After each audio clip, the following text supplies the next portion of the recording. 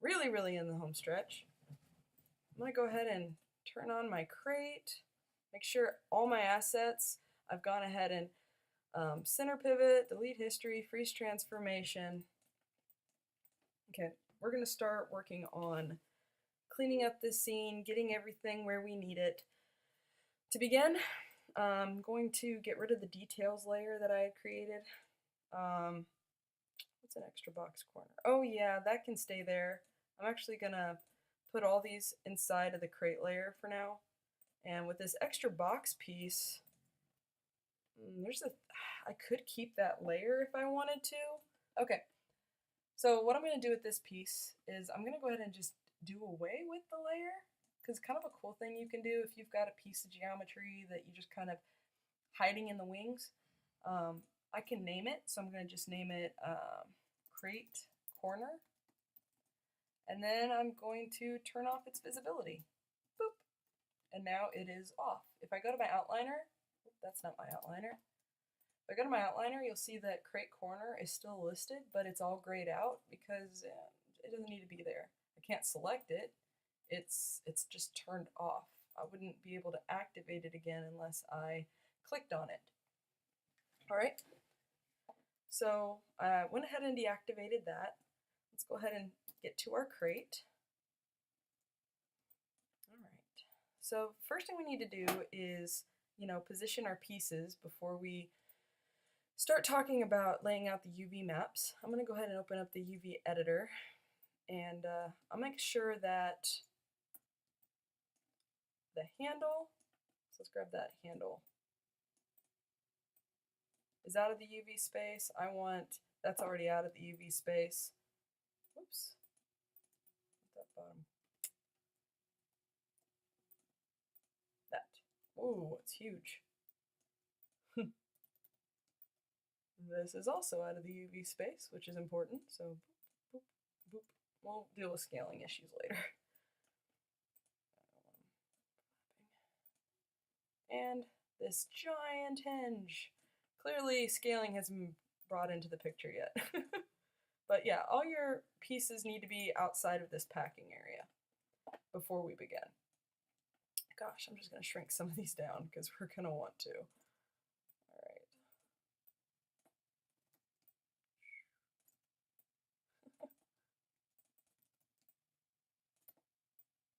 That makes me feel a little better. Okay, so let's go over here to our crate.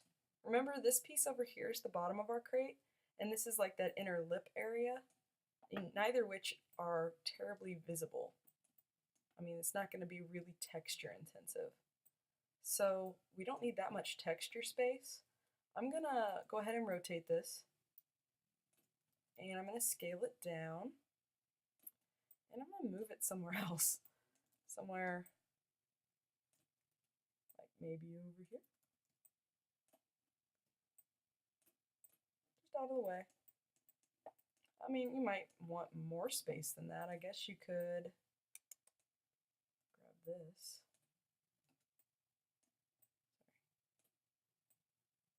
Move this over.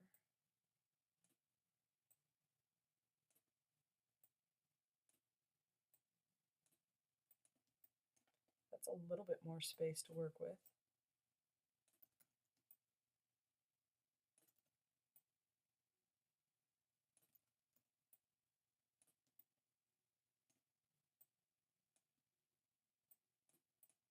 But it's out of the way.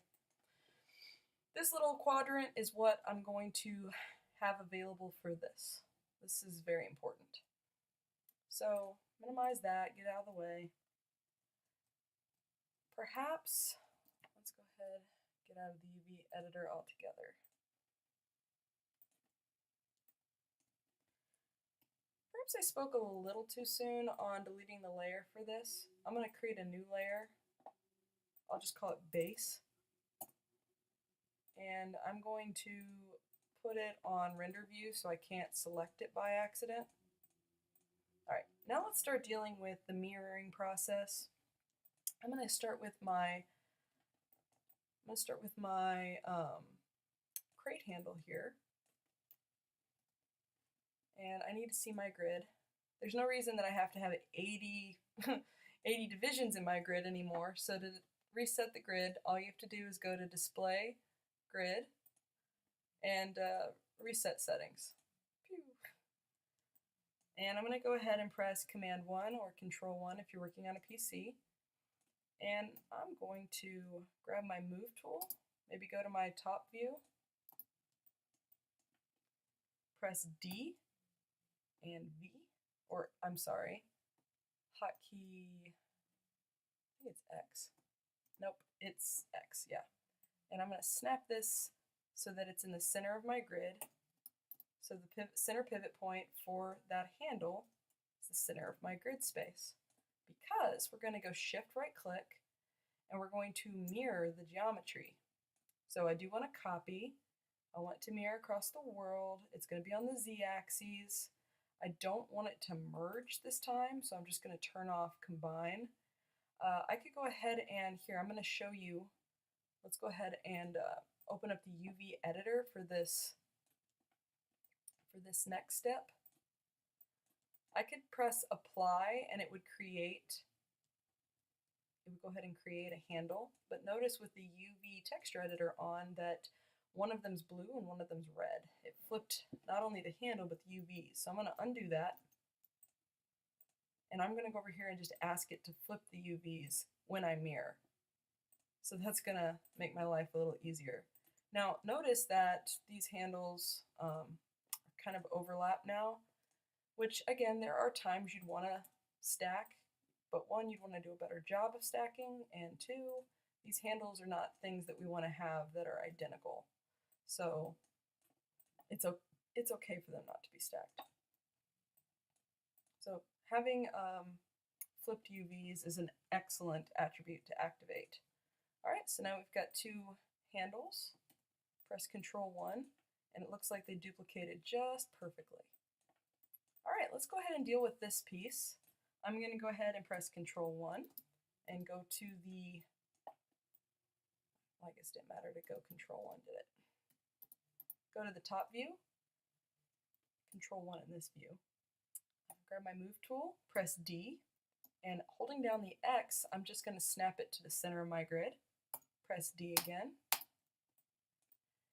And I'm going to grab Shift right click and go into the mirror mode again. Or I guess I could have just left this window open. This time I want it to mirror on the X-axis. And go ahead and press Apply. And if I go into my UV texture editor, it's gone ahead and kept them the same direction, so they're nice and flipped. Could go ahead and do that again but before I do, remember that you have to have, oh, the pivot point's already centered. We're good. It's centered. That's good. I'm gonna go ahead and mirror it this time on the Z-axis. Apply. And do that one more time here. Apply. So now I've got all four pieces. And if I go into the UV texture editor, so let's just grab these one. Grab those four. There they all are. I can go grab the UV shells and just, oops, pull these out.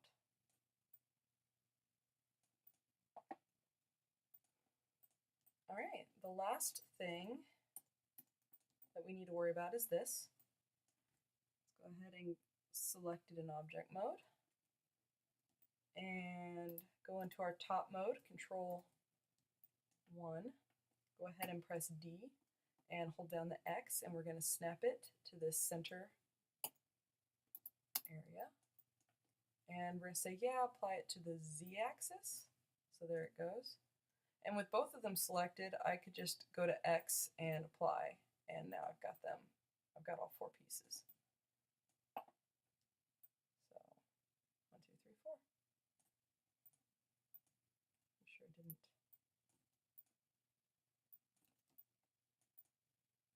Do that more than once because I thought I pressed the hotkey. Nope, it's good. I guess I could have just checked my outliner. All right, and with those selected, Remember, you can grab everything around the bottom because the crate is locked in a render layer, so you can't select it. I'm going to go into UV shells and just separate these out.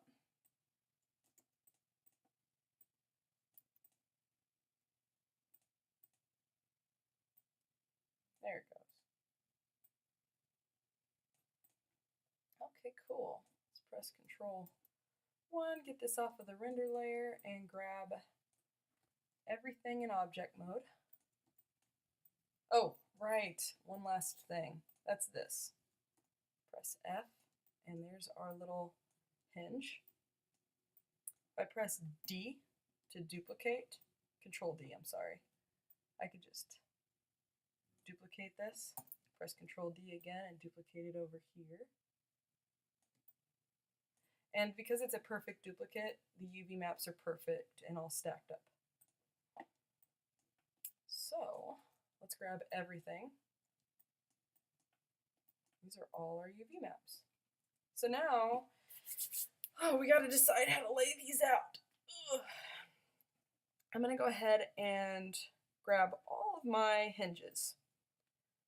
Now, it's really up to you. This could be a really cool time-saving trick.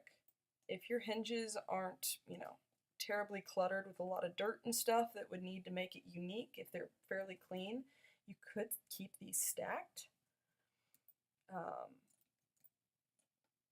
Oops. And if you did that, you would, one, save on texture space, but,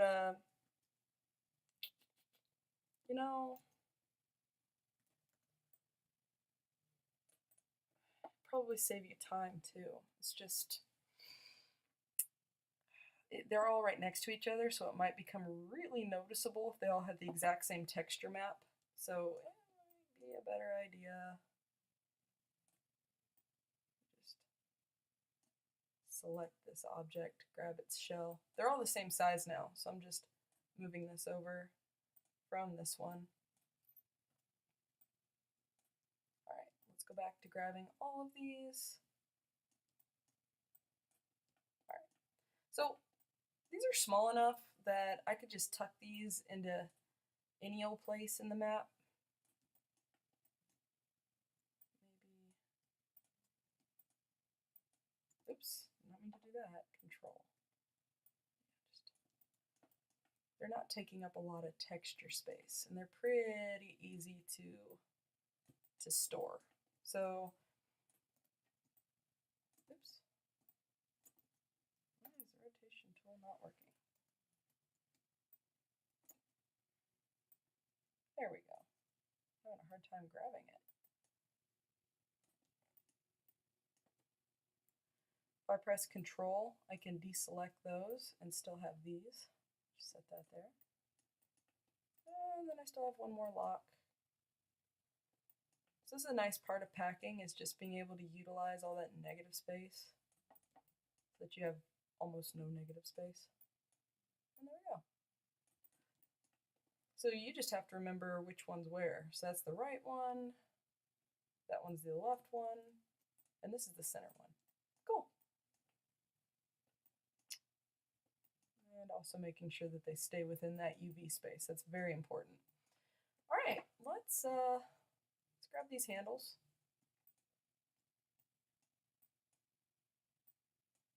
And move them over here. Scale them down. Handles are, how do I keep grabbing?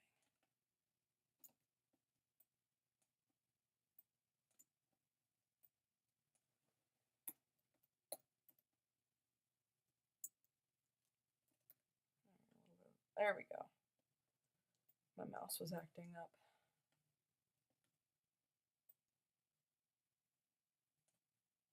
And I may go into my rotate tool and turn off step snap, just so I have really specific, accurate control over my rotation tool, since this is such a bizarre piece of geometry. Okay, so I think one little cheat that could be fun if I want to save myself some time.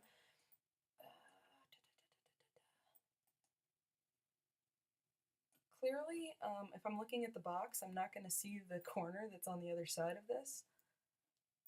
So I could stack shelves to the shell that's catty corner and save just a little time on my texture work.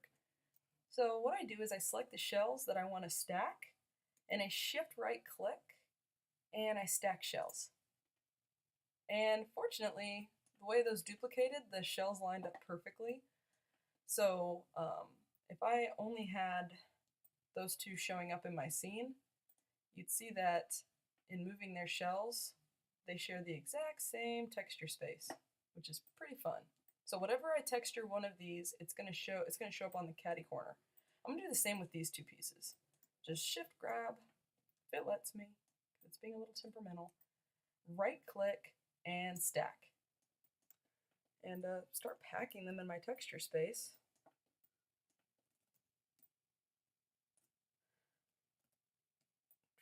Oop, I didn't have my step snap on. Let's go ahead and grab my rotate tool.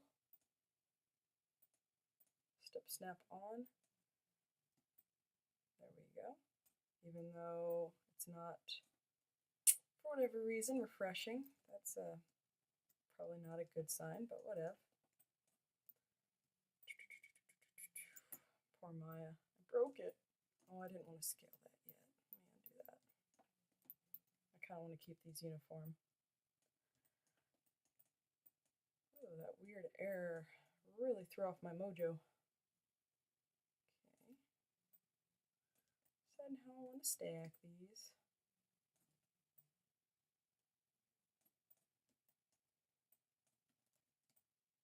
Oh, dude, I did it again.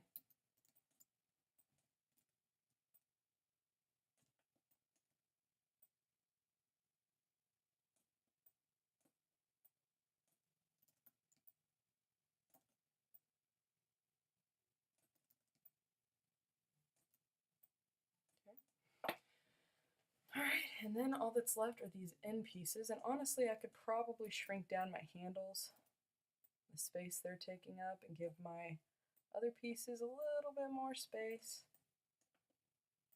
That's cool. And I'm going to do a similar thing with the crate's corners.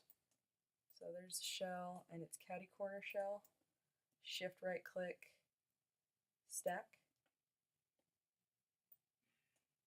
And then grab these two and repeat. So it just saves a little time. Move these down here. Grab them both. Scale them down.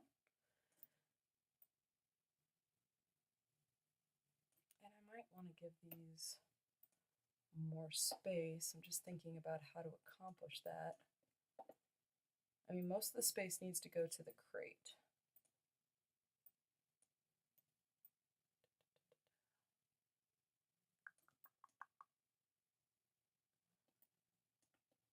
The edges are not quite as important as the crate itself, so I think it'll be fine.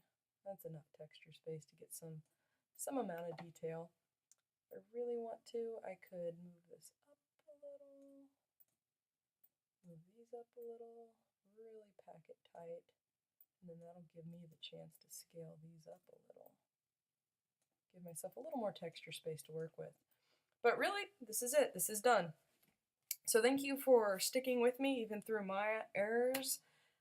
We are done with the UV mapping process. We are done with the low poly modeling. We've gone ahead and we've mirrored the geometry, and we have packed our mesh. Next, we're going to be able to take this UV snapshot and go ahead and put it into Photoshop. But first, there is one other step I promised. Go ahead and press save because Maya's acting weird. And the step I promised was to tell you how to kind of clean up your scene. So first, I'm going to just delete my layers and start over. No layers. Delete that layer too. No layers. I'll start with my outliner. Alright, so we already dealt with that crate corner. It is out of sight, out of mind. I am going to select everything in my outliner, and I'm going to make sure I've frozen transformations, delete history, all of that. And I'm going to go to Edit, Ungroup. Well, that didn't work.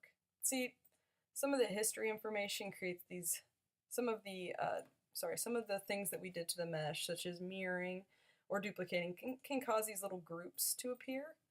And you have to select, you have to unspool it, select, edit, ungroup to take it off. So unspool these groups. Let's see if I can just, oh, this has got group within a group. It's group inception. And I'm holding down my command key on my Mac. I think it would be your control key on your PC. And just ungroup. Delete all those groups because we don't need them. We deleted the history, so the information that was in those groups isn't there anymore. It's cool, we don't need them. So now all I'm left with are these unnamed polygons. So I'm going to go through, that's my main crate, so I can just call it main crate. Let's see what's next.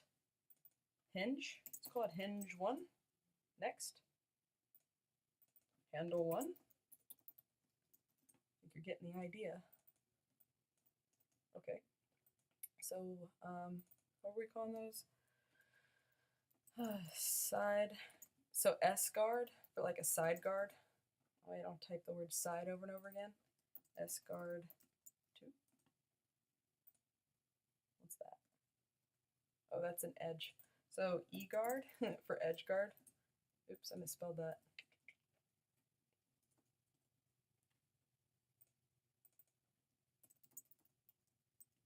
You can call these whatever. I'm sure they have a proper name, and I'm causing someone to cringe by calling it an edge guard.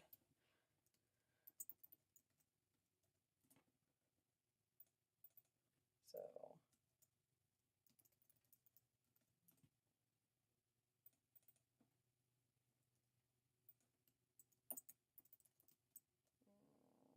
three, I think.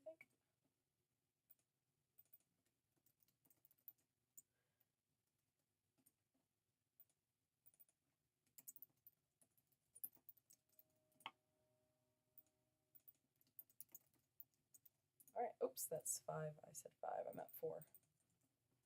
Alright, so that was grossly tedious, I agree, but important. So I'm going to take all these pieces and my main crate, and I'm going to press G, or Alt-G on my computer, Command-G. And that puts them all in a nice group, and I'm going to call it my crate underscore grp. And I'm going to duplicate it. So now I've got crate group 1, crate group 2. I'm going to click on crate group 1, and I'm going to put it in a layer. So I'm going to click on this piece of, this polygon plane with a circle on it. I was going to say piece of paper. I'm going to call it crate separated, and just hide it.